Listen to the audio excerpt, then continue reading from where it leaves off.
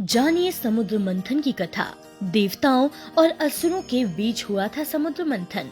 लक्ष्मी जी के साथ इन 14 रत्नों की हुई थी प्राप्ति। पौराणिक कथा के अनुसार समुद्र मंथन की प्रक्रिया को बेहद अहम माना गया है। जाना जाता है कि समुद्र मंथन की संपूर्ण प्रक्रिया सृष्टि की रचना को व्यवस्थित करने के लिए की गई थी। इसलिए सृष्टि की रचना में समुद्र मंथन का विशेष योगदान माना गया है। बलि नाम का एक दैत्य था जिसे बहुत अहंकार हो गया था। बलि बेहद शक्तिशाली था, जिस कारण से दैत्यों का राजा कहा गया। बलि ने अपनी शक्ति से तीनों लोकों पर नियंत्रण कर लिया, जिस कारण देवताओं में हड़कंप मच गया।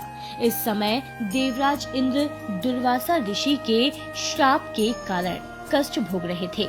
इधर बलि के अत्याचार लगातार बढ़ते जा रहे थे। अब देवताओं को चिंता सताने लगी। इस समस्या का हल पता करने के लिए सभी देवताओं ने भगवान विष्णु की शरण ली। देवताओं की बात को गंभीरता से सुनने के बाद भगवान विष्णु ने देवताओं और असुरों को मिलकर समुद्र मंथन का सुझाव दिया। लेकिन इससे पहले देवताओं को असुरों से संधि करनी थी। असुरों को समझाने से असुर मंथन के लिए तैयार हो गए। इसके बाद समुद्र मंथन आरंभ हुआ। भगवान विष्णु ने कश्यप अवतार लिया। इस अवतार को कूर्म अवतार भी कहा जाता है। यह अवतार लेकर भगवान विष्णु ने क्षीर सागर के समुद्र मंथन के समय मंदार पर्वत को अपने कवच पर संभाला रखा था और मंदार पर्वत और नागराज वासुकी की सहायता से मंथन में 14 रत्नों की प्राप्ति की। ये रत्न इस प्रकार थे।